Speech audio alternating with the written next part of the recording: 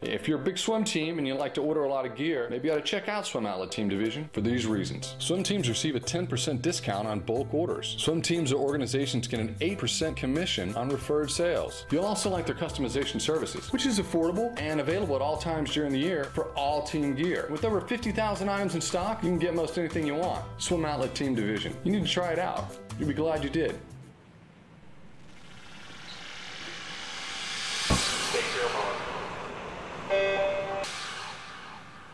This is the Morning Swim Show for Wednesday, January 23rd, 2013. I'm your host, Tiffany Elias.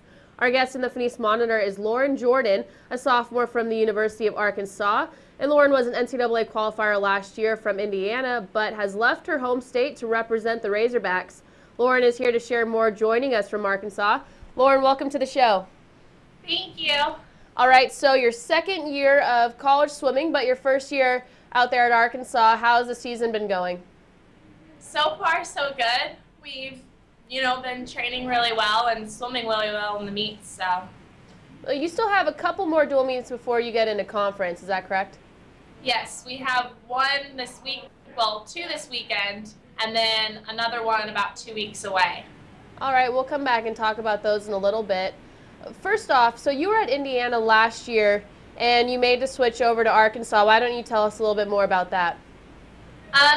Well, Indiana is an hour away from my home, and Arkansas is 12 hours away. And so I really just picked the place that was closest to home. And, I was very dependent upon my parents. And after a year of there, I just decided, I'm ready to make a change and went off to Arkansas. So. When you were originally going through the recruiting process, was Arkansas one of your top picks? Yes, they were. It literally came down to the wire on IU and Arkansas head-to-head. So you were just a little premature in having the guts to take off from home and get out there? Yes, ma'am. The coaches were great down here, and I really made a connection with the distance coach down here, Todd Mann, and we really kind of just hit it off, but it was, once again, it just came down to my parents being there. So looking back over the recruiting process, because people are going through this every year, what advice, or looking back on it now, what advice do you have as far as making that decision? And you don't know what's going to happen. When you're looking at colleges, you're going to places you might have only visited for that recruiting trip. What advice do you have looking back on it now? I would say go with your gut feeling, because my gut feeling told me to come to Arkansas immediately right after my trip. However, I kind of second-guessed myself, and I went to what people were telling me to do and what my parents were wanting, and so I kind of did what my parents wanted, and I should have done what I should have wanted. So go with your gut.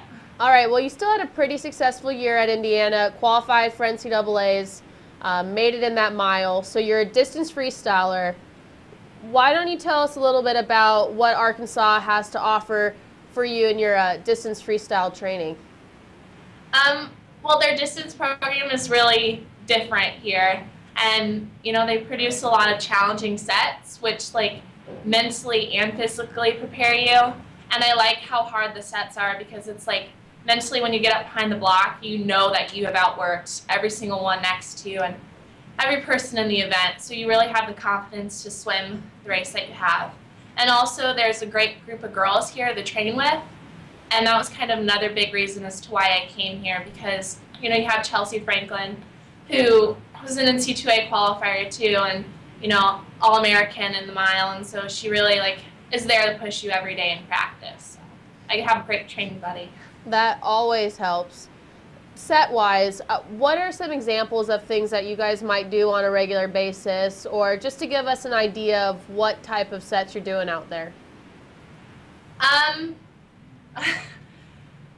Lately, we do this set, a practice that's 4 milers only, and we like to do lately he's been wanting us to do 10,000, so we'll do 10 1,000s.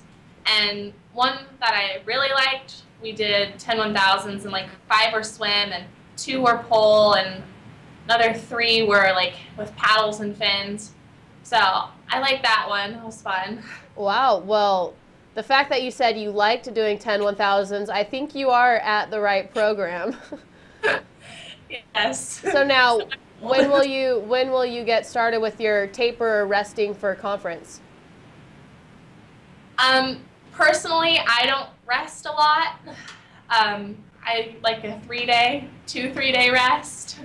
So not until February, the week before. Yeah, well, that's a miler's life for you. Exactly. So last year you qualified in the mile. Now you're right on the bubble right now. Obviously we haven't hit conference yet. There's still some dual meets that have to happen. But you're sitting in a pretty comfortable spot in the mile. You're about 13th, 14th, so the potential is definitely there. Assuming you make that mile, what is your lineup of events going to look like? I'll probably end up swimming the mile and the 500 free, and then it's a toss-up between like what I want to swim and where I'm ranked for the 2 back or the 2 free. Which would you prefer to swim? I like the 200 back. It's fun. It's a nice fun event. So. Now that's the same day as the mile.